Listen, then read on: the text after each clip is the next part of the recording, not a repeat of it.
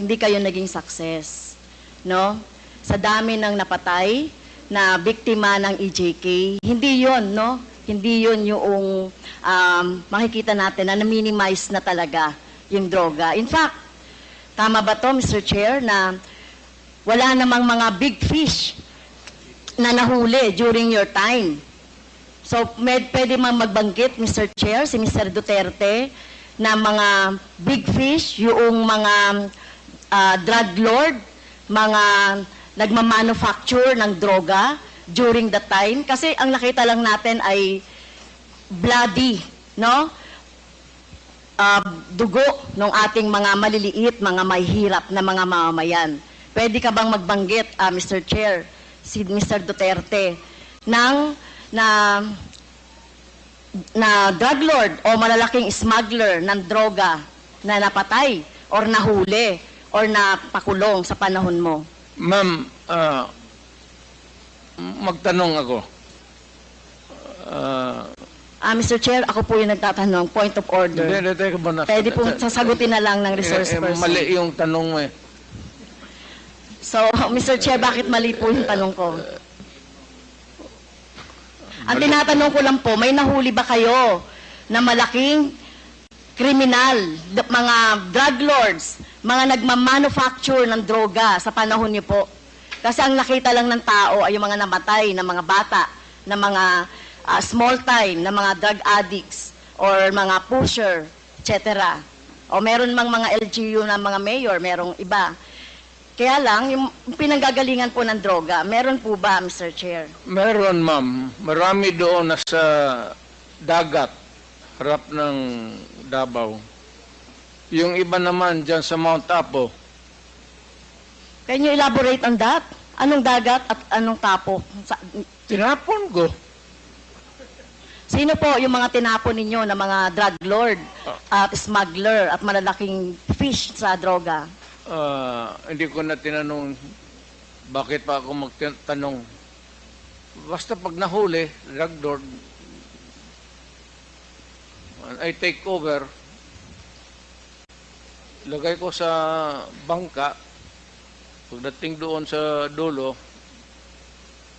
talian ko yung kamay pati paa, tapos itapon ko. Okay.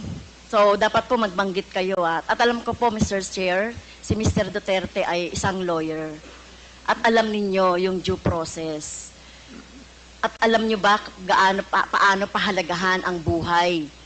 Whether yan po ay talamak na kriminal o wala ng pag-asa sa buhay or whatever, kung nahuli, dapat ay binigyan ng due process, ikinulo, inahuan ng cases, kinulong, at hindi agad-agad ng pinapatay na katulad ng ginagawa ninyo, Mr. Chair, ni Mr. Duterte. Ginagawa ni Mr. Duterte yung sa sinabi niya. Ma'am, ang preso kasi ma'am sa amin is only good for 40, 50. Minsan umaabot na kasi ng 80, 100. Overcrowded na. So, yung iba, itatapon mo na lang para medyo maluwang. Well, excuse me sa mga audience, no? Siguro may kakampi dito si Mr. Duterte. Hindi po nakakatawa yon. Hindi ako nagpapatawa, ma'am. Pero hindi po kami natatawa.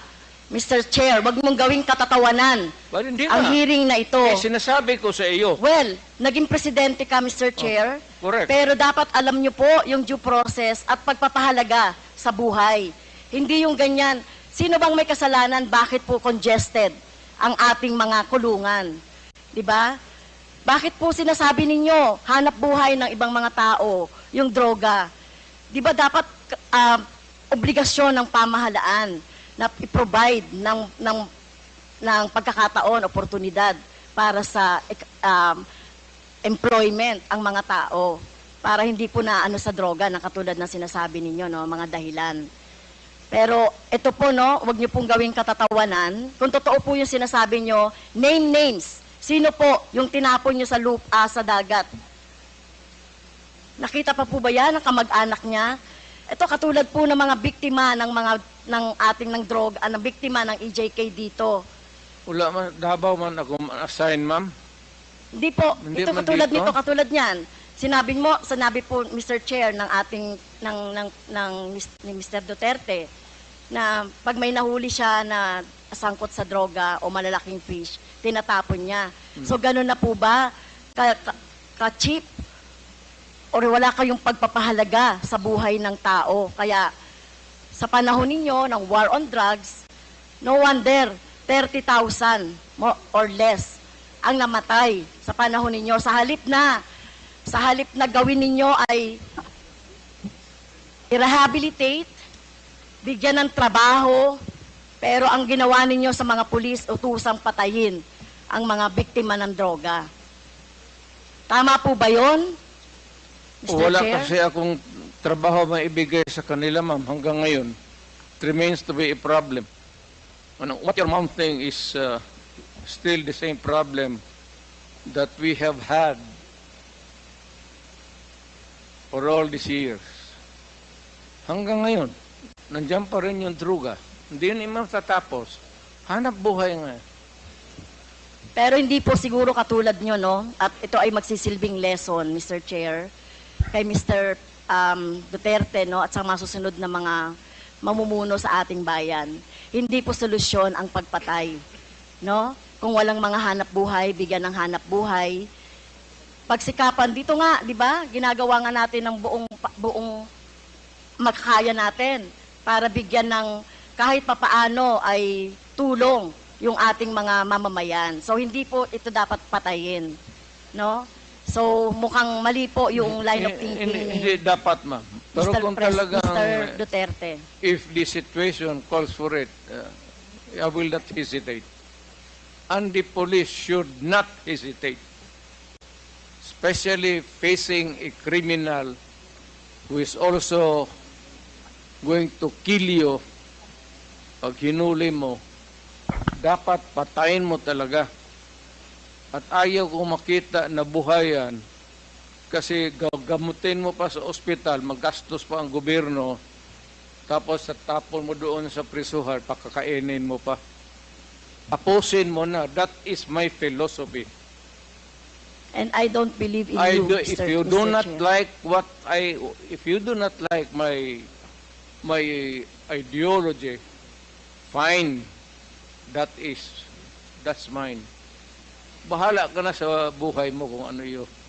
Opo.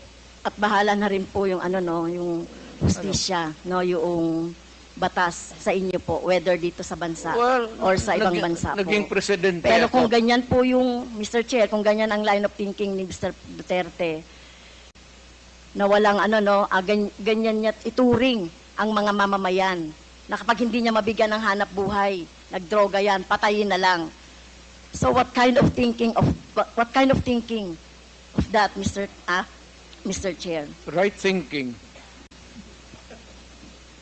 That's yours. Sa ano niyo yun? What can you think of? It's the right thinking.